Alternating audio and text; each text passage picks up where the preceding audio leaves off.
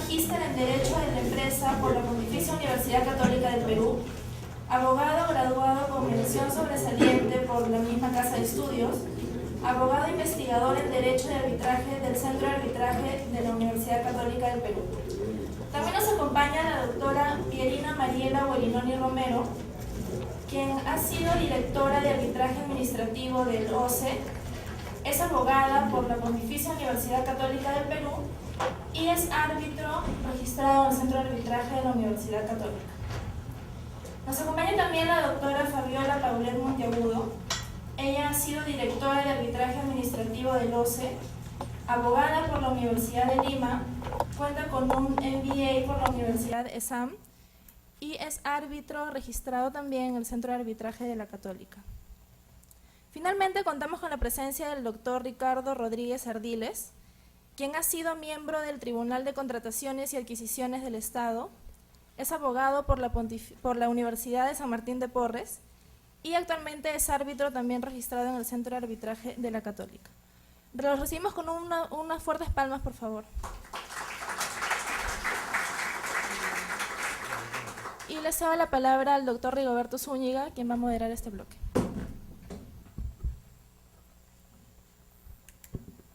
Bueno, muchas gracias a todos los aquí presentes. Como ya lo manifestó Karina, el día de hoy el tema central de esta jornada tiene que ver con un arbitraje en especial con el cual nos sentimos muy identificados como centro porque es el 80% de los casos arbitrales que administramos justamente tienen que ver con el arbitraje en materia de contratación pública. Y es esta preocupación como centro primero y después y principalmente diría yo como universidad, porque la universidad no puede dejar de lado y no podemos nosotros como Universidad Católica sobre todo dejar de lado la preocupación por la academia y por la investigación, que desde hace bastante tiempo empezamos a intentar analizar y profundizar en varias aristas del arbitraje en materia de contratación pública. Sabemos que el arbitraje en materia de contratación pública desde el año pasado, bueno, más o menos desde el 2012, incluso fines del 2011, ha venido siendo materia de muchas modificaciones, incluso hace poco más de un año, poco menos de un año, mejor dicho, se promulgaron unas modificaciones a la ley y al reglamento de contrataciones del Estado. Y además que esto estuvo muy en boga y se debatió tanto en el Congreso como en los primeros consejos de ministros de este gobierno, la posibilidad incluso de eliminar al arbitraje en contratación pública porque había una creencia, y digo creencia porque me parece que es la palabra correcta, respecto a que el arbitraje no funcionaba para resolver controversias en donde estaba involucrada una entidad estatal. Entonces, es ese contexto y como digo, sobre todo, la preocupación y el rol como universidad que nosotros tenemos, el cual motivó que nos pusiéramos a pensar un poco en si esas afirmaciones eran correctas y esto nos llevó a, hace ya más o menos unos 9 meses, decididamente emprender un estudio sobre las tendencias de las controversias en materia de arbitraje, la contratación pública, para lo cual procedimos al análisis de determinados laudos arbitrales. Más o menos para que entiendan el título de este bloque, lo que nosotros tratamos de hacer es manifestar qué es lo que nos expresan estos laudos. No solamente en temas cuantitativos como montos de cuantías o de finalmente condenas a las cuales ha sido sometida el Estado, sino quisimos dar un paso más allá y ver cuál era el origen de estas controversias. ¿Por qué se suscitaban esos arbitrajes? ¿Qué es lo que en su mayoría los contratistas buscaban y por qué demandaban al Estado cuando lo hacían? Y sobre todo, ¿bajo qué consideraciones resolvían los tribunales arbitrales amparando o declarando infundadas estas pretensiones de los contratistas incoadas en contra de las entidades estatales? Entonces, lo que vamos a ver brevemente en estas vistas son resultados ya de carácter oficial, pero a manera preliminar les estamos mostrando lo que Hasta el momento hemos podido trabajar al respecto. Hemos previsto la realización de un evento específico para presentar los estudios pormenorizados de este estudio, porque como ustedes comprenderán, presentarlo en 1 hora es bastante corto, porque tenemos bastantes indicadores que se van a quedar fuera de las láminas por motivos de tiempo el día de hoy. Pero de todas maneras, queremos compartir con ustedes algunos datos que realmente nos parecen reveladores y que, como manifesté al inicio, van en contra de esta creencia respecto de que el arbitraje en contratación pública pues a veces no funciona bien o perjudica al Estado. Cuando iniciamos esta investigación, bueno, obviamente lo hicimos en un contexto o en un marco teórico determinado, que es el que vamos a empezar a revisar. Siguiente, por favor. Sí. Y acá pueden ver el panorama actual en el cual nos empezamos a desenvolver. Bueno, todos sabemos que desde el año 1997 a finales hacia el 98, el arbitraje en materia de contratación pública se convirtió en una obligación para el Estado y también una obligación para todo aquel contratista que quería justamente contratar con el Estado. En este nuevo paradigma político del atraer a las inversiones, tanto nacionales como extranjeras, pero de carácter privado, se intenta con el arbitraje ofrecer un mecanismo neutral de solución de conflictos hacia estas inversionistas, y el Estado pues renuncia a sus foros nacionales, a sus foros propios como el Poder Judicial, y le ofrece al contratista una vía neutral para poder solucionar sus controversias a través del arbitraje. Esto obviamente trae como efecto principal la masificación del arbitraje. Sabemos que el arbitraje en contratación pública ha sido un factor clave para que el Perú sea considerado como uno de los países de mayor actividad arbitral. La gran mayoría de arbitrajes, como lo puede reflejar la realidad de nuestro centro, está basado en arbitraje en materia de contratación pública. Pero obviamente este tipo de arbitraje o estas materias especiales que se someten al arbitraje, porque nosotros creemos que el arbitraje no es que se divide en tipos, sino que son las materias las que se someten a un mecanismo llamado arbitraje, que es un mecanismo alternativo de resolución de controversias. Estas materias que se someten a arbitraje pues tienen matices y caracteres especiales cuando estamos hablando de la participación del Estado. Básicamente por lo que ustedes pueden apreciar en el segundo punto, ¿no?, del marco teórico, que es que evidentemente cuando se someten a arbitraje controversias donde participa una entidad estatal, hay un innegable interés público en el resultado de esa materia, porque están inmersos fondos públicos, fondos recaudados del dinero de todos los contribuyentes, y asimismo participan en este arbitraje funcionarios públicos en cumplimiento justamente de su función pública, como por ejemplo los asesores legales de las oficinas de las entidades, o también los procuradores públicos, que son funcionarios públicos que, cumpliendo con la labor que les encarga su propia función, participan en estos arbitrajes.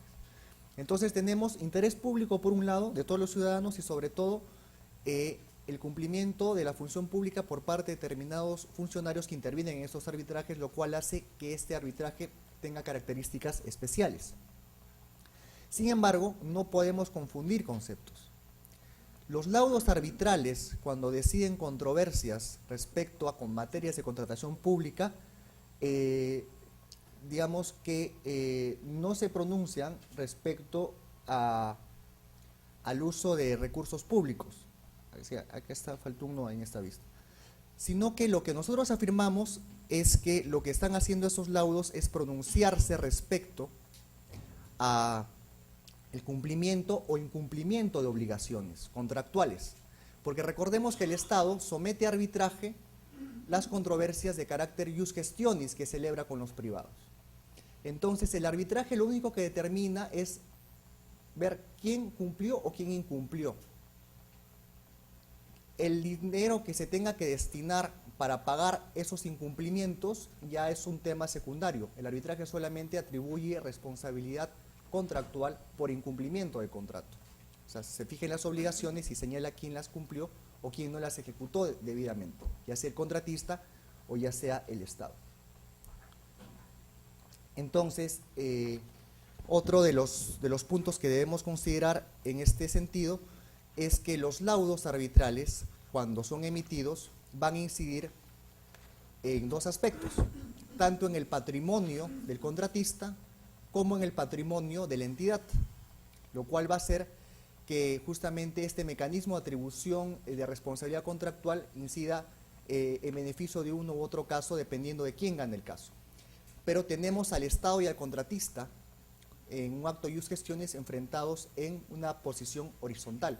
Recuerden que en los actos ius gestionis el Estado no interviene con sus poderes soberanos, sino que se comporta como un privado más.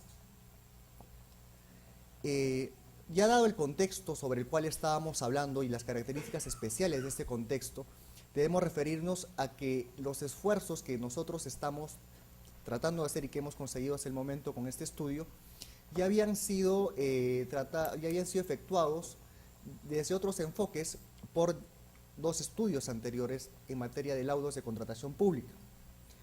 Y estos eran el estudio del Banco Mundial sobre participación del Estado en los arbitrajes de contratos públicos en el Perú, que fue realizado por los doctores Franz Kuberer y Rory Rubio, y que yo tuve la suerte de participar también como asistente en este estudio, y unas estadísticas que presentó el organismo supervisor de las contrataciones del Estado en el sexto Congreso Internacional de Arbitraje, es decir, el año pasado, cuando realizamos nuestro congreso, OCE presentó ciertas estadísticas. Evidentemente, a pesar de las numerosas coincidencias de los dos estudios, nunca se registraron los orígenes de las controversias y solo se clasificaron las pretensiones de las mismas.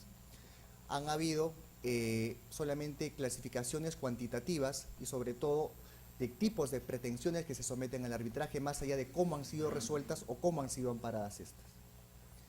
Entonces, ¿cuál es el problema que nosotros queremos combatir, que nosotros percibimos? Que existe una errónea percepción del arbitraje en materia de contratación pública. Y esto lo planteamos a modo de hipótesis también del trabajo, porque siempre se cree que el Estado pierde siempre, que el sistema de arbitraje en contratación pública es un arbitraje pro-contratista y que este sistema de arbitraje resulta oneroso por sus condenas para el Estado. Entonces vamos a intentar justamente ver si esas afirmaciones son correctas o no. La pregunta que salta a la luz cuando vamos a analizar las cifras de ese trabajo es que también habría que considerar que cuando el Estado, primero, si el Estado pierde o no pierde siempre, y segundo, cuando pierde, ¿por qué pierde el Estado? Entonces, los objetivos de ese trabajo son algunos puntuales que les paso a señalar, y es la importancia de evitar la asimetría de información para la eficiencia del sistema arbitral. Es decir, nosotros creemos que en la actualidad existe mucha información que no está siendo puesta en conocimiento de los actores del sistema arbitral, como los orígenes de las controversias, que están generando distorsiones en el mercado de la contratación pública y generan ineficiencias porque no permiten muchas veces el uso eficiente y el óptimo de los recursos del Estado. Asimismo, queremos realzar el rol vital de la transparencia en todo este esquema y asimismo señalar que el arbitraje es un mecanismo adecuado para la contratación pública, pues como ya lo señalamos desde un inicio, ofrece un foro neutral de resolución de controversias. Entonces nuestras hipótesis básicamente van en algunas líneas, ¿no? Que ya las pueden ver ahí, que nosotros queremos comprobar si es cierto o no que el Estado pierde, si se someten al arbitraje con controversias que resultarían ineficientes someterlas al arbitraje, si realmente se está usando el arbitraje para resolver controversias o quizás para blindar resoluciones o inacciones que los funcionarios públicos no hacen o no toman, y si se está privilegiando realmente la transparencia en el arbitraje, es decir, cómo se están usando el arbitraje ad hoc y el arbitraje institucional en el mercado de servicios de arbitraje. La metodología que tenemos o que hemos empleado es básicamente un marco de muestreo. Para esta investigación se han tomado como marco de muestreo total de laudos registrados por el OCE desde el periodo 2003 hacia el 2012. El diseño del muestreo se realizó un muestreo aleatorio estratificado en el cual se dividió la muestra de acuerdo al año de registro de los laudos con el fin de obtener la distribución del total de laudos en cada año y seleccionar aleatoriamente el número de los casos que se utilizarían para la investigación. La selección de unidades de muestreo se realizó de la siguiente manera. Acá la pueden ver. Más o menos lo que hicimos, para contarle la historia en corto, fue calcular el número total de laudos, que estamos hablando de 2043 laudos, y de esos 2.043 laudos se determinó cuántos laudos había por año, y a ese total se le sacó el porcentaje respecto al número de laudos por cada año y se obtuvo un porcentaje anual.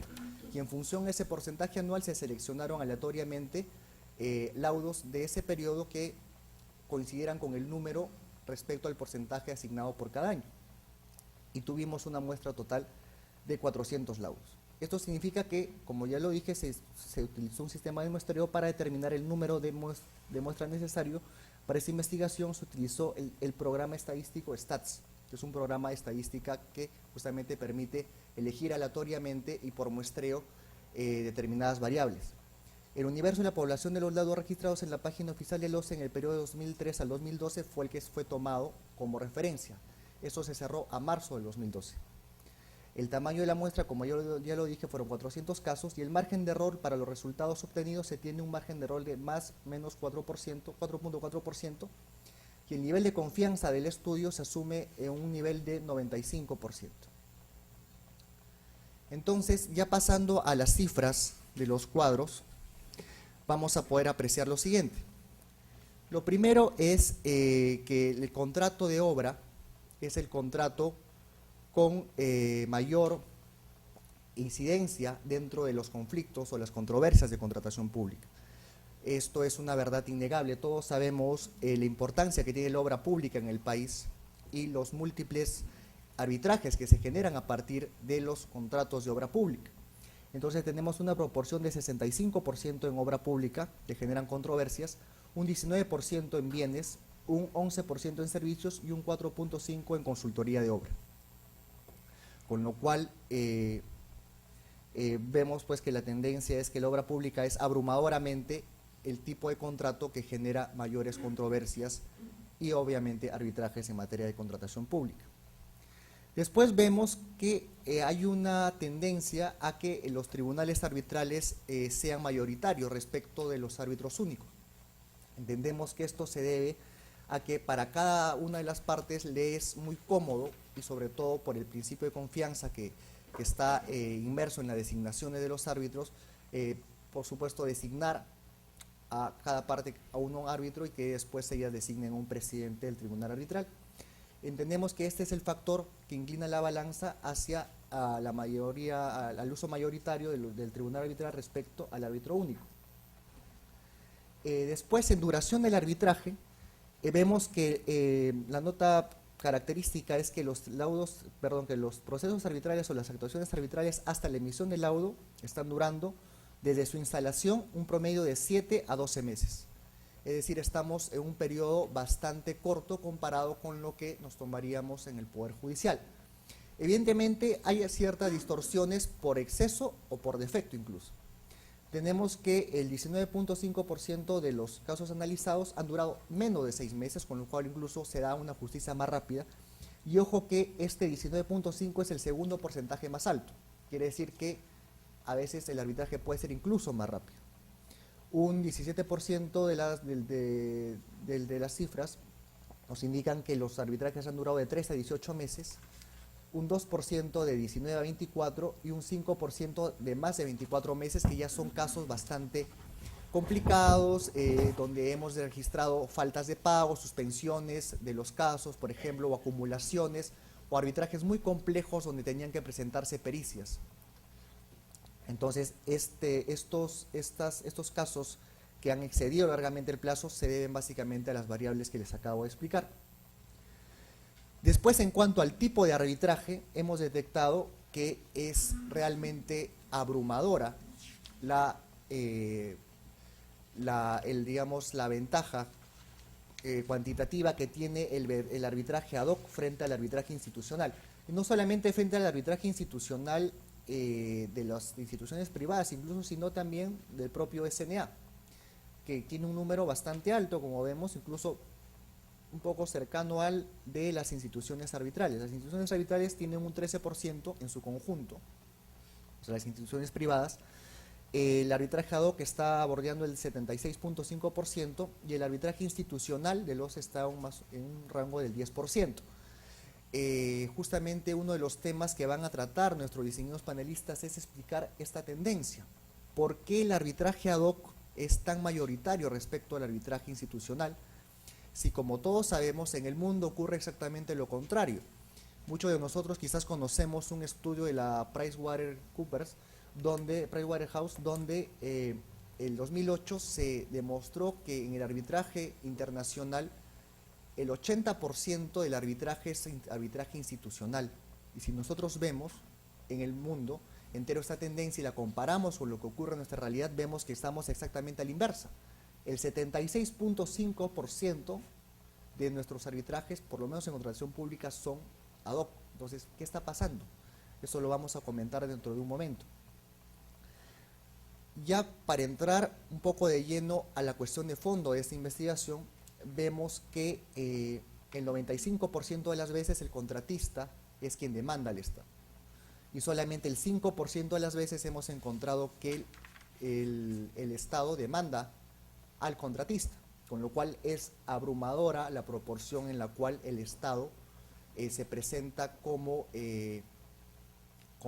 demandado en los arbitrajes por alegaciones de incumplimiento contractual por parte del contratista. Los montos de la controversia, vemos que realmente hay una tendencia a tener controversias no tan elevadas, y es por eso que el 34% de los casos estamos hablando de controversias que van hasta 100.000 soles. Después tenemos que de 100.000 a 500.000 soles básicamente estamos en un 28%, de 500.000 a 1.000.000 estamos en 10.5%, de 1.000.000 a más estamos en 16%, de 1.000.000 a más, ojo que cuando hicimos esta tabulación veíamos que podíamos irnos hacia mucho más lejos porque registramos incluso controversias de 38 a 50 millones de soles, y hemos registrado un universo de 11.5% de pretensiones declarativas, las cuales las expresamos en bloque porque este estudio se ha dedicado a hacer un análisis también cuantitativo de los montos que se ordenan a pagar en el arbitraje en contratación pública, con lo cual las pretensiones declarativas, como sabemos, no implican una condena, sino una declaración de derechos, y no han sido consideradas dentro de los cuadros que vamos a presentar a continuación.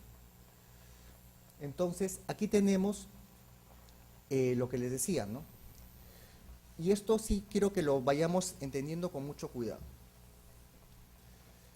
¿Cuál es el porcentaje del monto demandado que se le ordena pagar al Estado? Es decir, para que entendamos claramente la figura. Si al Estado lo demandan por 100 y el laudo le ordena pagar 10, quiere decir que en ese arbitraje el Estado estará pagando un 10% del total de la cuantía. Trasladando esa lectura a este cuadro, podemos entender lo siguiente. El 25% de las veces el Estado gana el caso. Es decir, el resultado del arbitraje es declarar infundada la demanda y por ende la orden de pago es equivalente a 0. Para leer el cuadro de arriba hacia abajo, bueno, vemos que las pretensiones declarativas, como dije, son el 11.5%, esto no lo hemos contabilizado, y solamente el 35% o 34.9% de las veces el Estado es condenado a pagar del 81 al 100% del monto de la controversia. Volviendo a lo que la afirmación, al ejemplo que les ponía, quiere decir que en ese caso que les dije que se le demanda 100 al Estado, el 34.9% de las veces el Estado paga de 80 a los 100 soles completos, solamente el 34.9% de las veces. Y vemos cómo va bajando el porcentaje, del 61 a 80%, 9% de las veces. De 41 a 60%, 9.5%. De 21 a 40, 7.9%, y de 1 a 20, 4.2%. Pero quiero que nos quedemos con dos cifras vitales. El 25% de las veces el Estado gana el caso, y solamente el 35% de las veces lo pierde, digamos, en una proporción alta. No, ojo, no siempre en el 100%, sino del 80 al 100%. Entonces, quedémonos con esas dos cifras, por favor. Vamos a ver la comparación de lo que hemos podido recabar hasta el momento de los montos de controversia respecto a los montos de los laudos. Quiere decir lo que se pidió en total en el global de los casos analizados y lo que se ordenó a pagar al Estado. Vemos que estamos en una cifra de más o menos 170.213.000 27.3 soles. Es lo que se demandó en estos casos. Y los montos de los laudos obedecen a una cifra de 89.425.233.73 soles, lo cual equivale a que del total demandado que hemos registrado en los casos, solamente se le ordenó pagar al Estado el 53% de ese monto total controvertido. El 47% no lo pagó. Quiere decir que solamente se declararon fundadas las demandas o fundadas en partes hasta un monto de 53% del monto total demandado en todos los casos que hemos analizado. Como ustedes verán, las cifras son bastante parejas. Estamos hablando de un 53%, estamos hablando de casi un empate técnico. Entonces, vamos sacando conclusiones quizás preliminares. Lo primero es que el Estado no es que pierda siempre. Ya hemos visto que por lo menos un cuarto de las veces que es demandado, es decir, un 25% del 100%, las gana, porque es condenado a pagar cero. Es decir, se declara infundada la demanda del contratista. Hemos visto que casi un 35% de las veces que es demandado, sí paga una suma alta, paga entre el 80 y el 100%. Pero hemos visto que después todo se empieza a igualar porque los porcentajes restantes, o sea, fuera de ese 25 que gana y fuera de ese 35 que pierde por sumas altas, esa brecha que hay entre estas dos cifras hace que finalmente termine pagando solamente el 53% de lo que se le pide normalmente. Pero cuando pierde, ¿por qué pierde el Estado? Es decir, ¿cuál es el origen de la controversia y cómo están resolviéndose o declarándose fundadas las demandas cuando el Estado pierde? Entonces vamos a atender algunas cifras acá y justamente ese es el mayor detalle que podríamos ponerle a esta investigación y son cifras que creo que nos van a hacer reflexionar un poco sobre la percepción que tenemos del arbitraje en contratación pública. Si vemos esto, esta cifra en rojo tiene el siguiente significado. Por contradicción de resolución administrativa emitida, quiere decir el Estado deniega algo, saca una resolución administrativa, por ejemplo, negando una ampliación de plazo porque considera que no es un caso fortuito de fuerza mayor que se produzcan lluvias en una determinada época del año. Y el contratista contraviene esa decisión. Dice, no, a mí me parece que sí tengo el derecho a que se me otorgue esa ampliación. Entonces, contradicción de resolución administrativa, tenemos que hay un 28.5% de controversias que se originan por esa causa. Pero veamos después, ¿cuál es la variable 2? Incumplimiento de pago.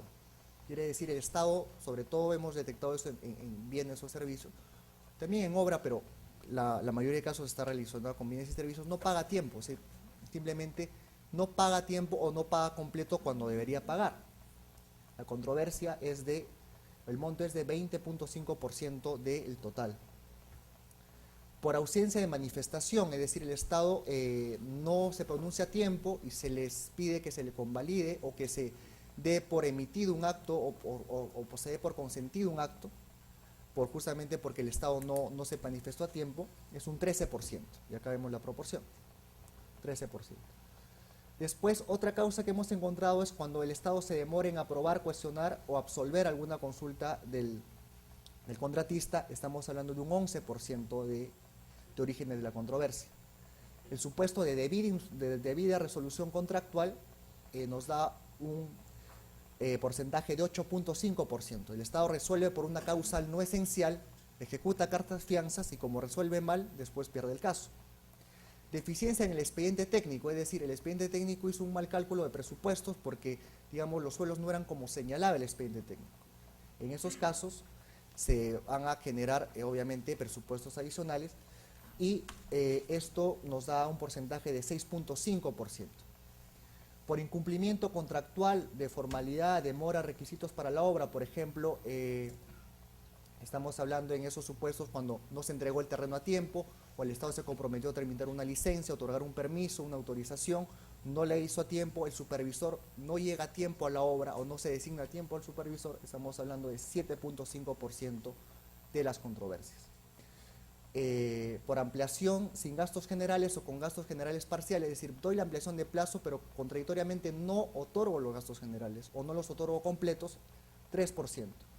Y por no acatar una liquidación, por no acatar en la liquidación la ampliación de plazo concedida en un laudo anterior, que son casos un poco curiosos donde hemos detectado que son obras que se ejecutan en muy largo plazo, y hay laudos arbitrales que ya otorgan ampliaciones de plazo hacia el contratista, y cuando se hace la liquidación final, el Estado no quiere considerar esas ampliaciones o simplemente obvia considerarlas y se demandan que se consideren.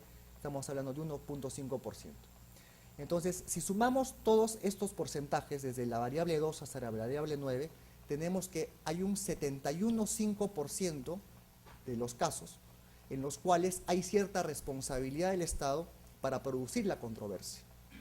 Quiere decir que el Estado o incumple el contrato o no es diligente y no emite una manifestación de voluntad oportuna. Con lo cual, evidentemente, en estos casos resultaría muy difícil que el Estado pudiera ganar ese tipo de controversias, sabiendo que hay cierta responsabilidad, ya sea contractual o administrativa, en su actuar. Y solamente el 28,5% de las veces estamos frente a una verdadera controversia, es decir, yo opino que tu acto estuvo equivocado porque considero que los hechos se deberían interpretar de este modo y tú consideras que se deberían interpretar de otro modo. Entonces estamos frente a una visión distinta de un mismo evento, y eso es lo que conocemos todos como controversia. Lo demás simplemente es, al parecer, que se legitimen actos o inacciones del Estado en el cumplimiento contractual o en su procedimiento administrativo, como ya les manifesté. Entonces, básicamente, ya puestas a conocimiento estas cifras, a las conclusiones bastante preliminares, en el sentido de que, como les dije, esto se va a profundizar más porque tenemos otros indicadores que les vamos a presentar en un evento especializado para este tema. Ahora el tiempo nos gana. Queremos simplemente dejarlos con algunas conclusiones sencillas. Primero, el Estado gana, es decir, porque no pierde. Primero, que el Estado es demandado el 95% de las veces, lo cual ya indica cierta tendencia, porque no lo van a demandar también, bueno, sin un fundamento explícito la mayoría de veces. O sea, que el Estado sea demandado ya implica que sabemos que se demanda a quien incumple. Entonces, la tendencia es que el Estado incumpla más que el contratista. Lo segundo es que el Estado, el 25% de las veces, es condenado a un pago cero, es decir, se declara infundada la demanda y no hay ninguna condena dineraria hacia el Estado. Solamente casi el 35% de las veces que el Estado es demandado es condenado a pagar entre el 80 al 100% de lo que se le demanda. Solamente el 35% de las veces paga un monto alto en consideración. ¿Qué significa esto? Que entre ese 35% de las veces que paga un monto alto y ese 25% de las veces que no paga nada, porque gana el caso, la balanza se empieza a equiparar. Y como ya hemos visto, normalmente el Estado en un análisis global termina pagando solamente el 53% de los montos que se le piden en los arbitrajes. Por eso estamos hablando de, con un margen de error de más o menos 4, podríamos incluso hablar de un empate técnico al 50%. Y finalmente, el otro punto que quería que quede bastante claro es que en estos casos en los cuales el Estado es obligado a pagar porque pierde el caso, y hemos visto que el 71,5% de las veces este origen de las controversias se deben a un incumplimiento contractual del Estado en la ejecución del contrato o a un defecto en su proceder administrativo respecto a su manifestación de voluntad para con el contrato. Con lo cual hay cierta responsabilidad del Estado que es ineludible y que obviamente hace muy difícil que vaya a ganar el caso. Y solamente el 28,5% de las veces es que estamos frente a una verdadera controversia, porque las partes, es decir, contratista y Estado, aprecian los hechos de un modo distinto y se cuestiona una resolución emitida válidamente por la entidad estatal que contrata con este privado.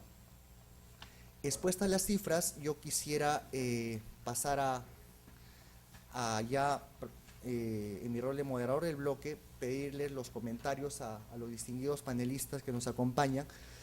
Yo solamente quisiera mostrar mi satisfacción porque nos acompañan, como ya lo han podido ver ustedes dentro de las presentaciones de los currículos, dos exdirectoras de arbitraje administrativo del OCE y un exmiembro del Tribunal de Contrataciones del Estado, con lo cual son personas muy autorizadas para hablar sobre la problemática planteada en estas cifras, y básicamente yo quisiera conocer su opinión respecto a ellas.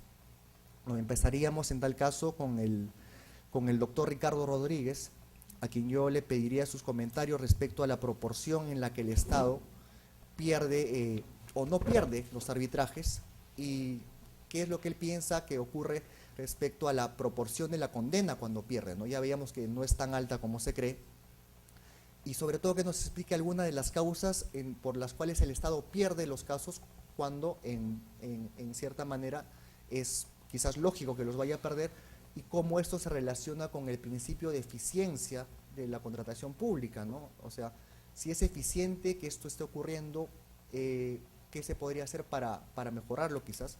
Entonces le dejo el uso de la palabra al doctor Ricardo Rodríguez. Muchas gracias, doctor Rigoberto Zúñiga.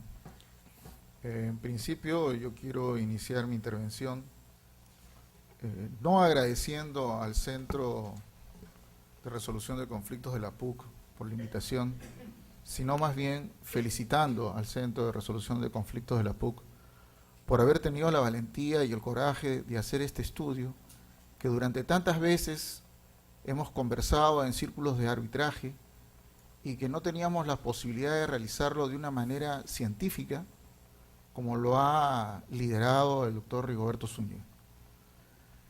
Este es un estudio que por primera vez es transparente. Es un estudio que incluso va a ser más transparente cuando sea presentado de manera integral en unos próximos días.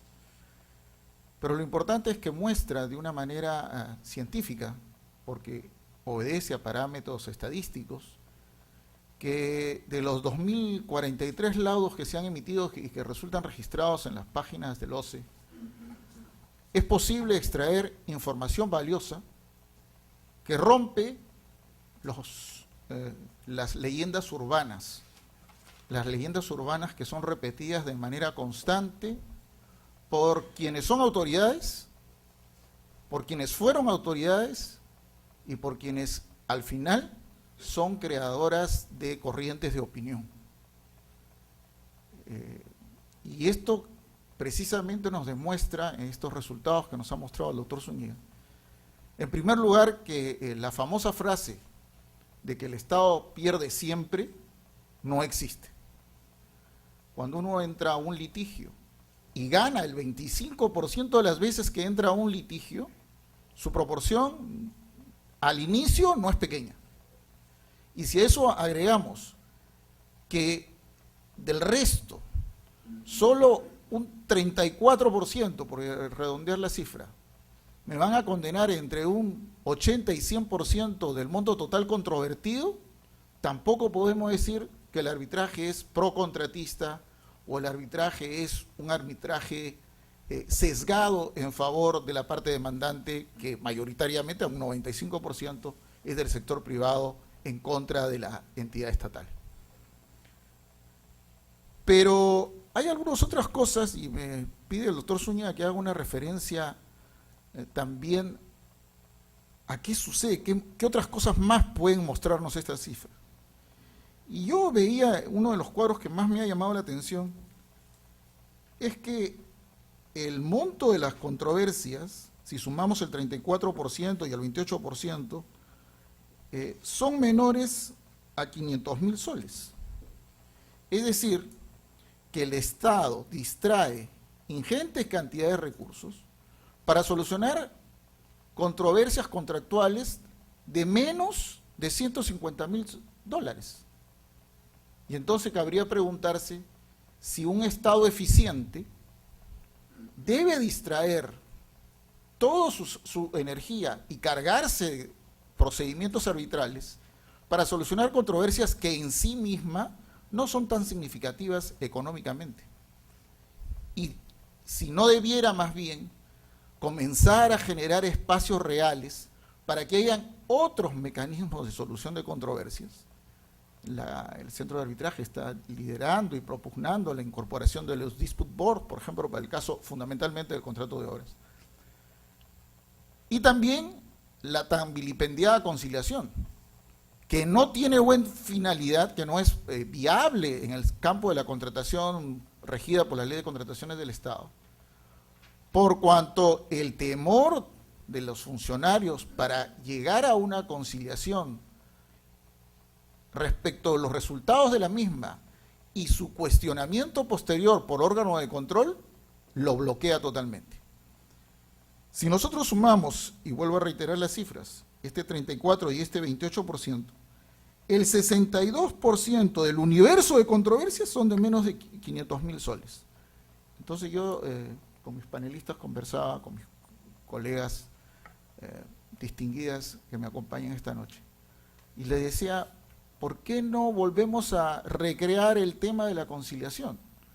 Una conciliación que además sea una conciliación que nazca blindada. ¿Y cómo una conciliación que nazca blindada? Pues una conciliación que se lleve a efecto con la supervisión del órgano de control desde el momento mismo que se propone la controversia.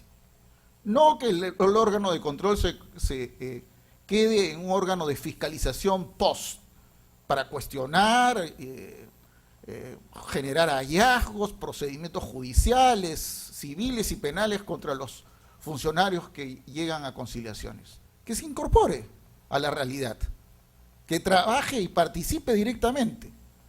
Anoche, con gran acierto, nuestra distinguida panelista, la doctora Merino, hacía una referencia a una frase que dijo y que lamentó políticamente, y que la repito, porque me pareció tan ilustrativa que no puede pasar desapercibida. Si la auditoría interna de Procter & Gamble, empresa donde ella había trabajado durante varios años, actuara como actúa el órgano de control de nuestro país, Procter & Gamble, la corporación mundial, hubiera quebrado hace varias décadas. Esto, en consecuencia, me parece una propuesta que no es novedosa, sino que simplemente la recreo, que podríamos volverla a estudiar. Y después otra cosa que me muestra, y con esto ya voy tratando de englobar la segunda parte de lo que me ha pedido el doctor Zúñiga, es que si sumamos no las controversias originarias, que son un 28.5 de efectivamente discrepancia entre la decisión administrativa y la pretensión del contratista, dejémoslo eso al lado, pero tomamos las tres siguientes, o sea, el incumplimiento en el pago. ¿El cumplimiento del pago de quién es? De la administración, obviamente. Un 13% por ausencia de manifestación de la entidad. ¿De quién es eso? De la entidad, efectivamente, del sector público, una vez más. Y el último porcentaje, demora en absolver consultas. Estos tres porcentajes, de acuerdo a las cifras que nos han mostrado, equivalen a un 20, un 13 y un 11%. Quiere decir que el 44% de la totalidad del origen de las controversias está en una mala gestión contractual. Las cifras están ahí y el estudio es transparente y es un estudio que tiene un 95% de credibilidad. Si fuéramos una empresa, un resultado de una empresa encuestadora próximas a un proceso electoral, podríamos estar en capacidad de decir quién es el próximo ganador de ese proceso electoral. Bueno, aquí están. Las cifras nos revelan que el 44% del origen de la totalidad de las controversias que van a arbitraje tienen un nacimiento de gestión contractual. Y en consecuencia hay que mejorar la gestión contractual de las entidades para evitar que se multipliquen los arbitrajes. Hay que recrear un mecanismo de solución de controversias alternativo al arbitraje, el dispute board o la conciliación supervisada por el órgano de control, para que de esta forma el arbitraje se ocupe de lo que realmente tiene que resolver. Aquellas controversias mayores, estas que son el 20 y tantos %, y aquellas controversias que merecen la atención de toda la estructura de defensa del Estado, y no crearse arbitrajes y arbitrajes por temas que debieron ser resueltos en el seno de la propia entidad con un manejo eficiente de su función contractual. Nada más por el momento, y muchas gracias y felicitaciones al centro y al doctor Zúñiga por el eficiente y extraordinaria labor que ha efectuado.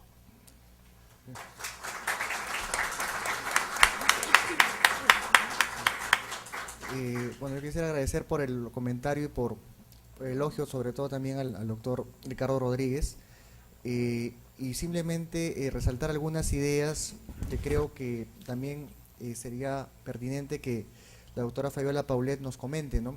Evidentemente, cuando uno tiene a la vista estas cifras, surgen algunas preguntas, ¿no? Es decir, o algunas, digamos, conclusiones, ¿no? Es decir, cómo se está afectando el dinamismo de la economía nacional, incluso cuando se litiga o se arbitra lo que no se debe arbitrar, ¿no? Sabemos que no es el negocio del contratista litigar, ni tampoco es el negocio del Estado. Finalmente, la obra no se entrega a tiempo y el contratista no recibe el dinero a tiempo.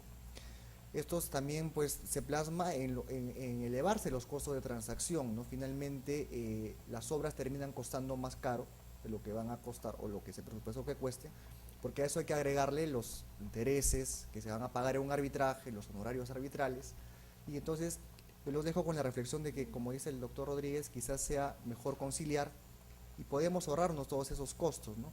Y también le pediría a la doctora Paulet que reflexione un poco con nosotros respecto a cómo esta demora en la entrega de las obras y en la satisfacción del interés público afecta al interés nacional, ¿no? Y sobre todo, y finalmente le pediría que pudiera emitir alguna reflexión respecto a esta tendencia, como ya lo manifestó el doctor Rodríguez, a que las controversias que podrían resolverse en el seno de la administración pública no se resuelvan en la administración pública, sino que es como una suerte de delegación al arbitraje. Pareciera ser que el funcionario público prefiere que lo diga un árbitro antes de decirlo él mismo, ¿no? ¿Por qué? ¿A qué se debe esta tendencia que hemos encontrado? Ok, muy buenas noches. Ante todo, muchísimas gracias por la plena concurrencia. Permíteme sumarme a Ricardo. Muchas felicitaciones, doctor Rigoberto Zúñiga. Realmente estoy muy contenta. Te felicito, mi estimado doctor César Guzmán. Este trabajo simplemente comprueba el compromiso firme de la institucionalidad del arbitraje, que es algo que a todas luces se materializa en fortalecer bajo tu gestión. Pasando a responder tus preguntas, quisiera yo tomarlo desde dos puntos de vista, ¿no? Desde el punto de vista académico. Lo importante acá, y estas cifras son inéditas, reveladoras, 10 años de experiencia arbitral, 2.043 laudos, no es poca cosa, es todo un tema científico. Pero ¿qué es lo revelador? ¿El Estado gana o pierde? Ya sabemos que el Estado no es que pierde tanto como se pensaba, estamos hablando de un 53%, pero en esta oportunidad lo más importante es por qué pierde. Y cuando analizamos las causales de por qué pierde, es ahí cuando este estudio nos revela, por ejemplo, que el 6.5% se deben a deficiencias en deficiencia en el expediente técnico, principalmente en obras. Todos sabemos que el 80% más o menos del arbitraje es relacionado a obras. Desde el punto de vista académico, sin duda nos permite hacer estudios especializados o capacitar a los actores del mercado, abogados, procuradores, árbitros, para que pueda revertirse eso, principalmente los funcionarios del Estado. Pero ¿cuál va a ser la consecuencia siguiente? Una vez que capacitas al funcionario público y sabe que la deficiencia del expediente técnico en la línea jurisprudencial es un hecho que duda cabe de responsabilidad exclusiva de la entidad, porque si la entidad elabora el expediente técnico de obra, naturalmente los errores de esto son absolutamente imputables a la entidad. Lo que va a ocurrir luego de capacitarlo es lo siguiente, que la siguiente vez que no tenga la diligencia suficiente sobre esto, sabrá que es un caso perdido. Y esto es justamente lo que está revelando este estudio.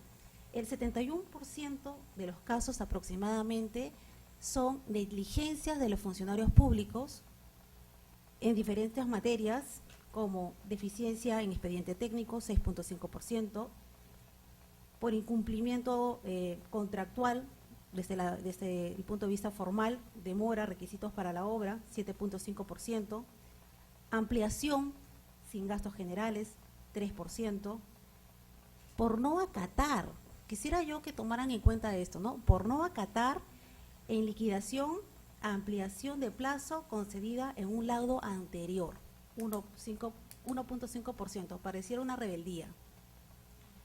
Todo esto es básicamente, en mi opinión, una ineficiencia contrastable, palpable, casuística, que ha arrojado el estudio, en la cual nos demuestra que hay un grupo mayoritario o un grupo interesante de funcionarios públicos que trasladan su responsabilidad al arbitraje, es decir, se blindan a través de la jurisdicción arbitral para solucionar los casos. En otras palabras, este grupo de funcionarios públicos, por esta gestión ineficiente, remite al fuero arbitral casos perdidos.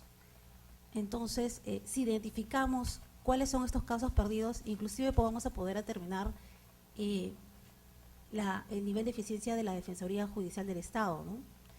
¿Cómo podríamos atribuirle a un procurador público que es ineficiente cuando ya sabemos que es un caso perdido? Cuando la línea jurisprudencial revelada en este estudio está señalando que existe una frecuencia importante de deficiencia en el expediente técnico de obras, por ejemplo, que representa el 6.5% del monto total de la controversia. Esto, sin duda, nos llama a otras dos reflexiones. ¿Qué es lo grave de todo esto, no? Ya sabemos que el Estado gana o pierde, sabemos inclusive ya las causales que son imputables bajo este estudio a la entidad, pero ¿qué es lo más relevante de todo esto? ¿Qué es lo que se afecta? ¿Qué es lo que en lo personal me preocupa? En lo personal me preocupa la demora de la entrega de los bienes, servicios y obras. El arbitraje en contratación pública, como ustedes bien saben, es un conflicto entre la entidad y el proveedor, pero lo relevante de esto es que es mucho más amplio, ¿no? La deficiencia, los efectos de esto es respecto a la ciudadanía, a la comunidad.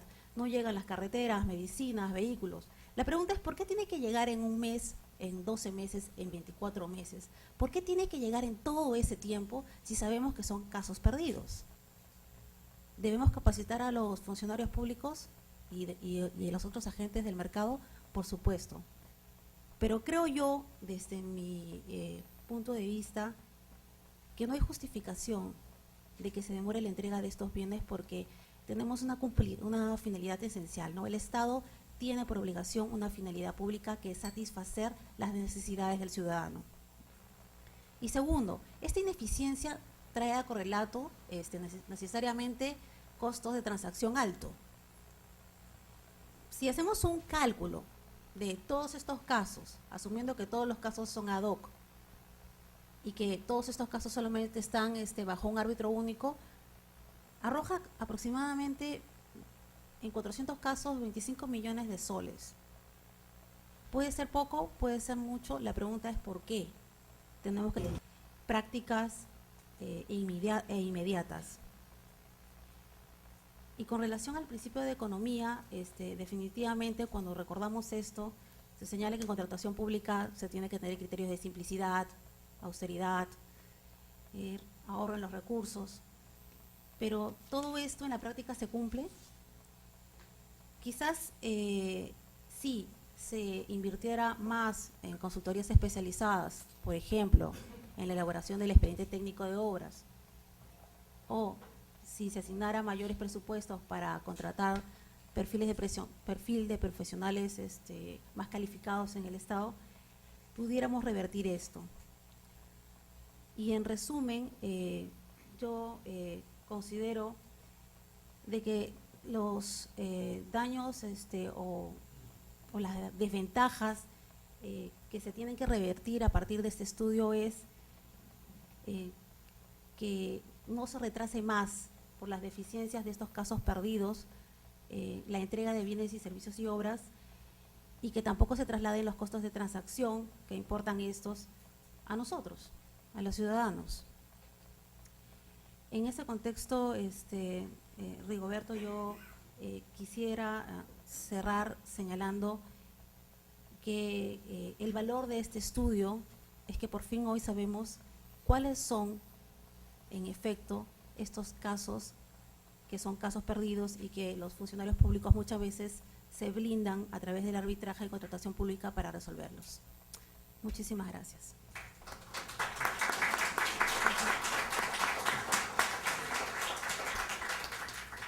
Agradecemos a la doctora Fabiola Paulet y bueno, solamente resaltar de sus ideas, lo fundamental me parece este uso eficiente del dinero y la maximización de los recursos del Estado, ¿no? Evidentemente concuerdo con ella que esto demuestra que no se está dando un uso eficiente ni se están maximizando los recursos porque el Estado está invirtiendo dinero en litigios en los cuales primeramente no debería invertir porque no deberían ocurrir ni siquiera.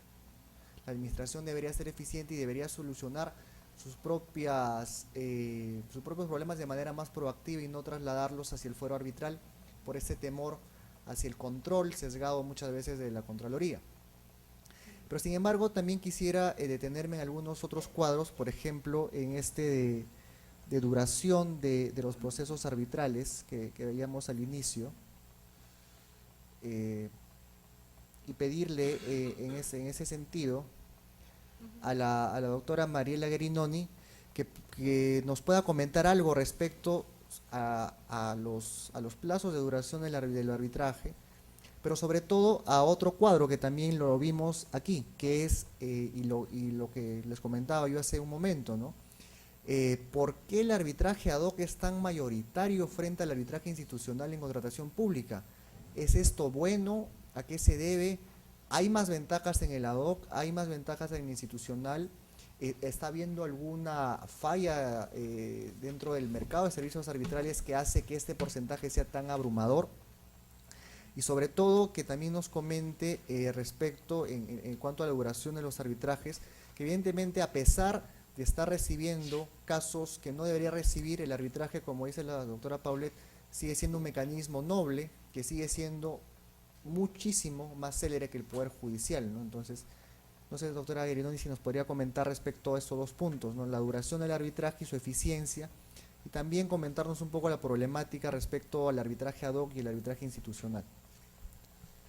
Como no, Rigoberto, muchas gracias. Buenas noches a todos. Agradecer en primer lugar al doctor César Guzmán Barrón por la invitación y felicitar, realmente me siento muy orgullosa del Centro de Análisis y Resolución de Conflictos de la Pontificia Universidad Católica del Perú, que es mi alma mater, de este magnífico esfuerzo que se divulga de manera masiva y se va a seguir divulgando porque todavía los indicadores son preliminares, pero realmente se está transparentando realmente cuál es el resultado de los arbitrajes en los que participa el Estado. Sin duda, esta investigación va a desterrar mitos, va a desterrar percepciones absolutamente equivocadas y como tales, sin sustento objetivo, que decían pues que el Estado siempre pierde, y por culpa del arbitraje, y por culpa de malos árbitros, etcétera, etcétera. No olvidemos que seguramente sobre la base de esas percepciones equivocadas es que se dieron las últimas modificaciones a la ley y al reglamento, en que los árbitros ahora estamos sometidos a procesos administrativos sancionadores, ¿no? Y que ahora tenemos que colgar el laudo en el SEACE, cuando eso es una labor administrativo-operativa que no condice con la función del árbitro, que es jurisdiccional. Al aceptar el encargo, conducir el proceso, respetar los derechos de las partes, el debido proceso y el derecho de defensa, y laudar dentro del plazo. Esa es nuestra función, no colgar laudos en el SEACE y menos someter la validez del laudo a este registro en el SEACE. Esa es una labor que le compete realizar a la entidad, porque es el Estado el que tiene que transparentar su gestión. Por lo tanto, el Estado es el que tiene que colgar sus laudos, sean favorables o desfavorables. No es el tema que nos convoca ahora, pero sí quería hacer mención porque finalmente, no nos olvidemos que el 28 de julio el presidente de la República nos anunció que se iba a modificar con el fin de fortalecer el sistema de contratación pública con miras a una gestión por resultados. Entonces se está gestando una nueva modificación. Esperemos que se den cuenta que la función del árbitro jurisdiccional, que no está para procedimientos administrativos sancionadores, y que corrijan esa situación y que realmente focalicen los resultados con esto, con lo que ha hecho la Pontificia Universidad Católica del Perú, que debería ser función principalísima del OCE, hacer estos indicadores y mostrarnos cuál es la gestión del Estado. Entonces, volviendo a nuestro tema, el doctor Rigoberto Zúñiga, a quien felicito también públicamente, aunando a mis ponentes, me pregunta sobre si el arbitraje es más eficiente en cuanto a la duración respecto al Poder Judicial. Bueno, creo que la respuesta es evidente. Y no solamente en cuanto a la duración, pero sí nos vamos a referir a la duración porque es materia de uno de los indicadores del trabajo. Evidentemente, si con esta corriente que existió en algún momento de cuestionar e incluso proponían eliminar el arbitraje en contratación con el Estado, lo que se estaba proponiendo era volver a la jurisdicción ordinaria, al volver al Poder Judicial. Absoluto despropósito en mi opinión, y hubiera sido un tremendo error. En cuanto a la duración, sabemos todos por experiencia que un proceso judicial, si tenemos que recurrir a las 3 instancias y tenemos y somos conscientes de la sobrecarga procesal existente en el Poder Judicial, no nos va a disminuir de 5 a 6, 8 o tal vez 10 años. Y esto que puedo quedarme corta. En cambio, estamos viendo, de acuerdo al cuadro, que en el 93% de los casos el proceso arbitral no dura más de año y medio. Entonces, estamos hablando de que en año y medio podemos tener una decisión definitiva, por supuesto siempre con la posibilidad que se pueda ir anulación del laudo, pero ya tenemos una decisión definitiva. Entonces, evidentemente, frente a esto, la eficiencia del arbitraje es muchísimo más clara que respecto del Poder Judicial.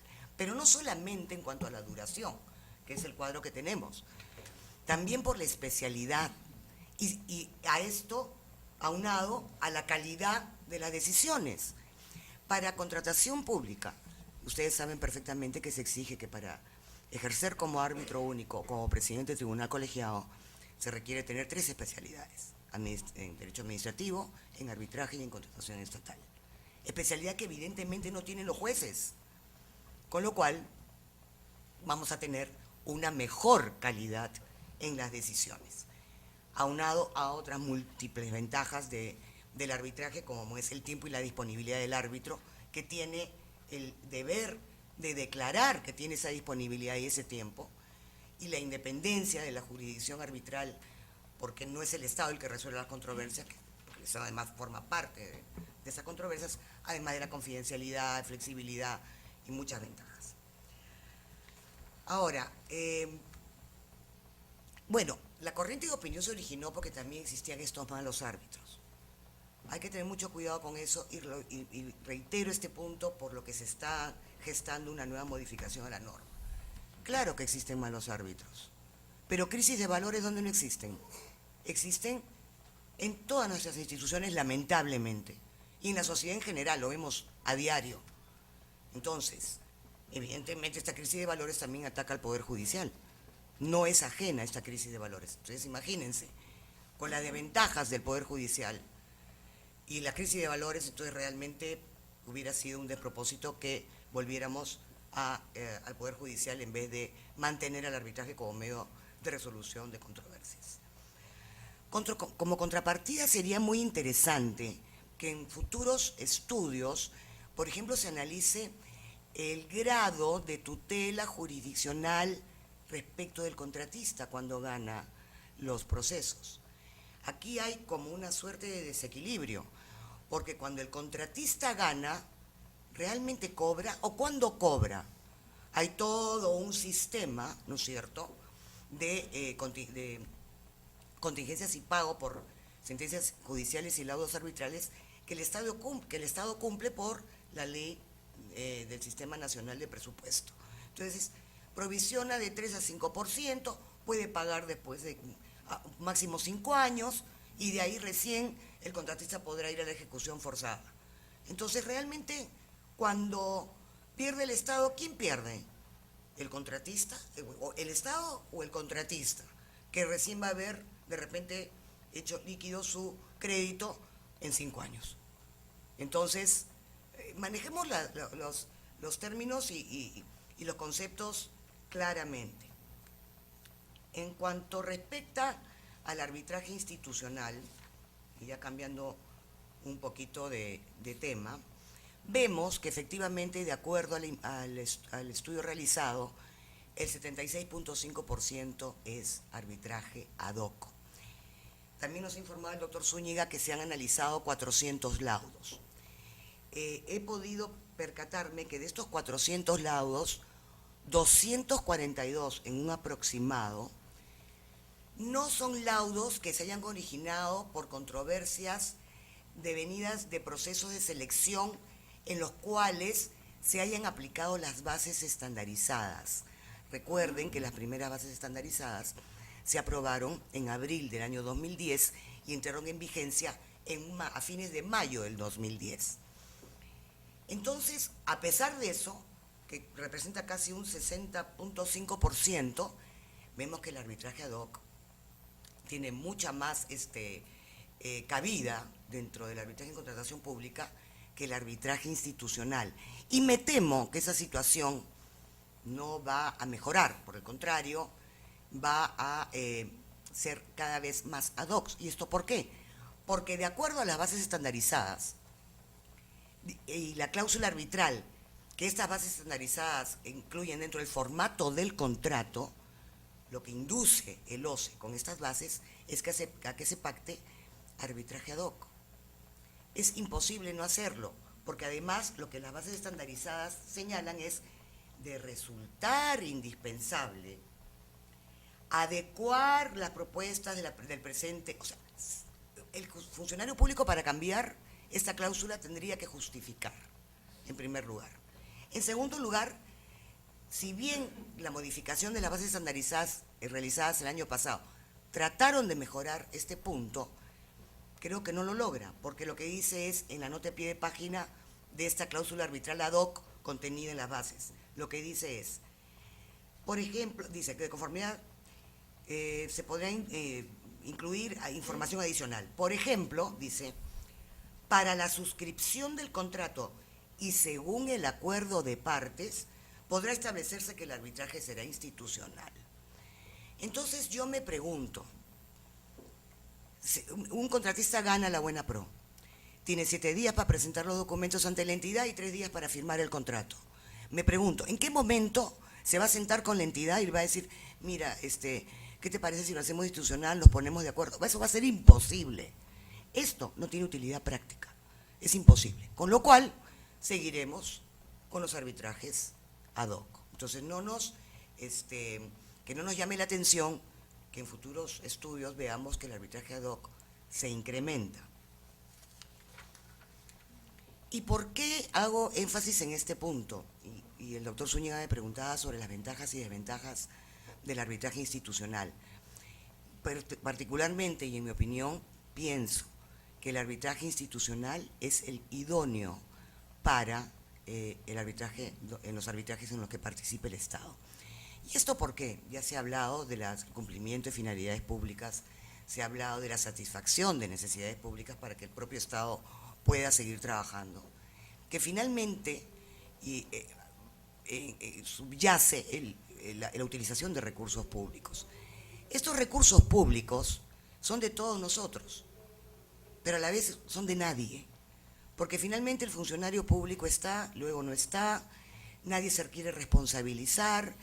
Entonces, se necesita que en los arbitrajes en los que participe el Estado haya más seguridad y más garantía en cuanto a la conducción del proceso.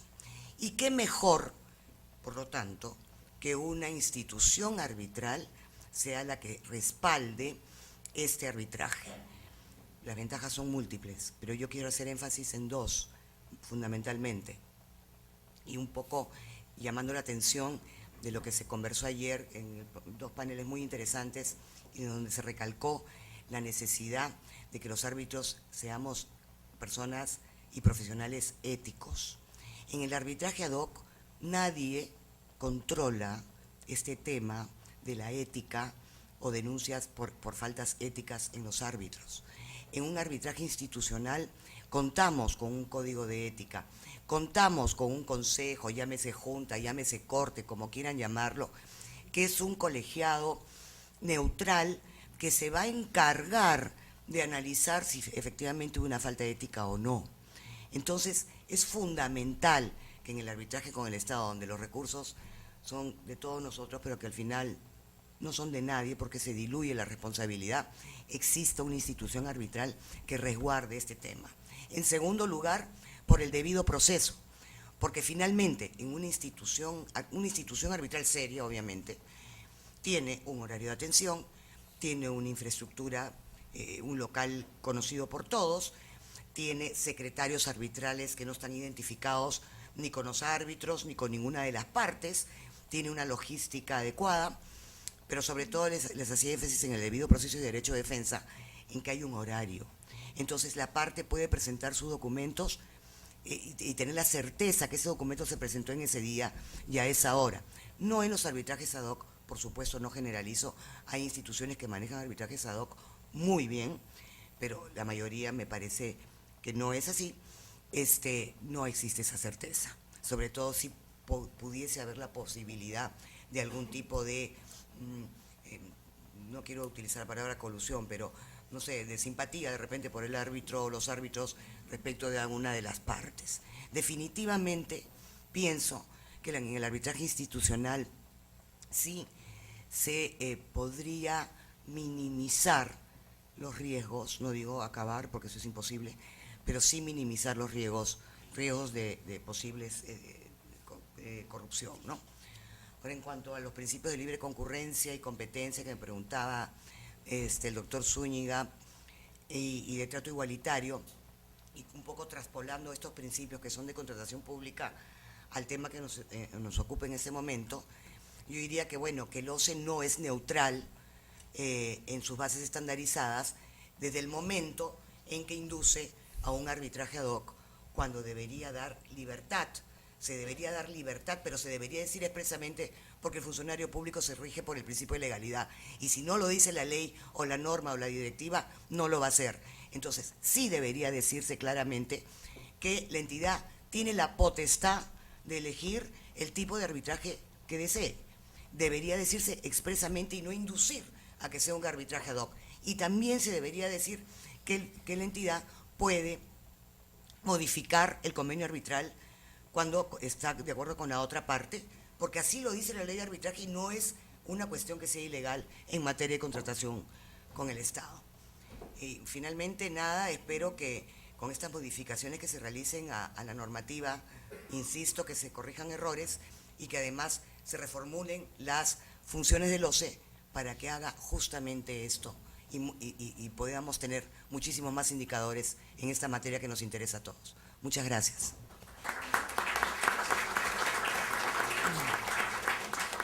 Sí, solamente para finalizar, reiterar simplemente el agradecimiento al panel y señalar que este esfuerzo de la universidad, que como bien dijimos es un esfuerzo bastante preliminar porque debido al tiempo no hemos podido presentar todos los indicadores sobre los cuales hemos trabajado, incluso por entidad, por pretensión.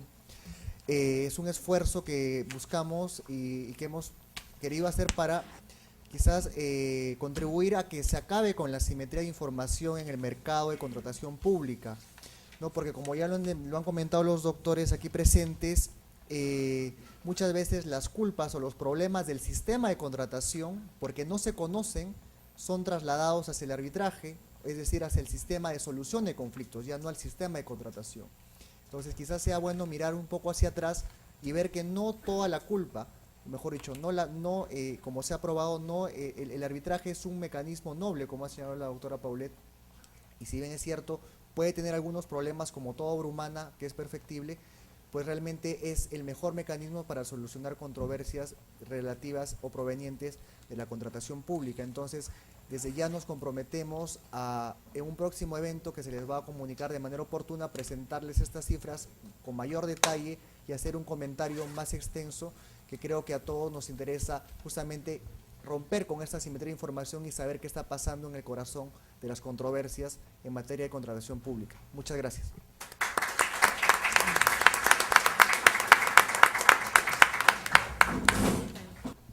Disculpen la impertinencia, yo soy ingeniero civil, entonces por eso un poquito quería dar mi opinión. Claro. A mí me parece que el tema acá debe ser visto en dos momentos, ¿no? Uno, lo que es en la etapa contractual, que viene de la firma del contrato, y lo otro, lo que es la parte procesal. Y creo que acá más estamos viendo, lógicamente, porque estamos viendo el arbitraje que es derecho, y más desde el punto de vista del derecho y la parte procesal. Pero a mí me parece que la parte digamos, a esto es muy importante, porque debemos considerar que el laudo es una consecuencia de lo que sucedió en la ejecución de la obra. Y la ejecución de la obra en realidad prácticamente es una consecuencia también muy importante del expediente técnico que se ha conversado acá. Yo sinceramente pienso que ese 6.5% que podría ser responsabilidad de un arbitraje del expediente técnico podría ser mucho más alto, porque casi todos los problemas, la mayoría de problemas que se presentan durante la ejecución de la obra, por eso he querido tomar la palabra como técnico, tiene mucho que ver con el expediente técnico, ¿no? Y hay mucha contradicción entre la parte técnica y la parte legal. Digamos, cuando ejecutamos una carretera y llueve, no podemos trabajar, pues, porque vamos a ejecutar mal la obra. Sin embargo, el plazo se vence y no se le quiere dar al contratista una ampliación de plazo porque no pudo trabajar. Entonces, yo pienso que acá el origen inicial es la elaboración de un mal expediente, si vemos de la parte técnica, y lamentablemente creo que las entidades públicas cometen un gran error al poner costos muy bajos de lo que corresponde a la elaboración de un buen expediente técnico. Entonces, si a nosotros, digamos al consultor le pagan 10.000 soles para que haga un expediente técnico que cuesta 100.000 soles, definitivamente va a ser de una calidad pésima. Y eso va a generar después los problemas en la obra y eso va a generar después justamente el arbitraje. Entonces yo creo que tendríamos que verlo un poquito diferenciando, no solamente la parte legal, sino también lo que sucede durante la ejecución de la obra. En el post, digamos, a obra, que ya es cuando se genera el problema, creo que también el Estado debe preocuparse más un poco en la defensa, ¿no? En el sentido de que tanto sus funcionarios como en este caso los procuradores de repente pudieran tomar mejor empeño, de repente ser mejor preparados y podrían establecer una mejor defensa para que de esta manera también el Estado no se queje permanentemente que parece siempre sale, digamos, perdiendo en estos casos. Gracias, disculpe. Sí. Sí, solamente para comentar lo que nos decía el ingeniero, bueno, totalmente de acuerdo con eso, ¿no? Como ya dijimos, creemos que justamente el sistema de contratación en bloque, ¿no? Justamente en la elaboración de expedientes técnicos, quizás deba ser revisado porque las controversias que genera, como él bien lo ha dicho, pueden ser prevenidas con un criterio de maximización y optimización del uso de recursos. Compartimos plenamente su idea en que si el Estado invirtiera más en hacer mejores expedientes técnicos, en calcular mejor los presupuestos, definitivamente los problemas futuros se reducirían en cuanto a la probabilidad de que estos ocurran, porque un expediente técnico mejor hecho va a tener obviamente muchas menos posibilidades de generar controversias, ¿no? Pero eso ya viene, es todo un mensaje hacia el Estado para que cambie la lógica y sepa cuándo invertir. Yo invierto en prevenir la controversia en vez de solucionarla. Me parece que esa es la lógica correcta. Una pregunta, por favor, la última, para la doctora Fabiola Paulé. Mi nombre es Jimmy Pisfil. Cuando era funcionaria pública, doctora, una acotación, ¿usted cree que es legal que un funcionario público, es decir, el Tribunal de Contrataciones, juzgue y sancione a un tribunal arbitral, teniendo en cuenta que la Constitución política le ha dado jurisdicción al arbitraje, inclusive el Tribunal Constitucional se ha pronunciado sobre ello? Gracias. Bueno, gracias por la pregunta. No es materia de este tópico, pero con la libertad y la honestidad que me caracterizan, te digo que en lo personal creo que no. Creo que el Tribunal de Contrataciones del Estado vulnera, ¿no?, la jurisdicción arbitral. Entonces, no, constitucionalmente no tendría la suficiente legalidad para sancionar a los árbitros, ¿no?, por las causales previstas actualmente en la ley. Okay, gracias. Muchas gracias.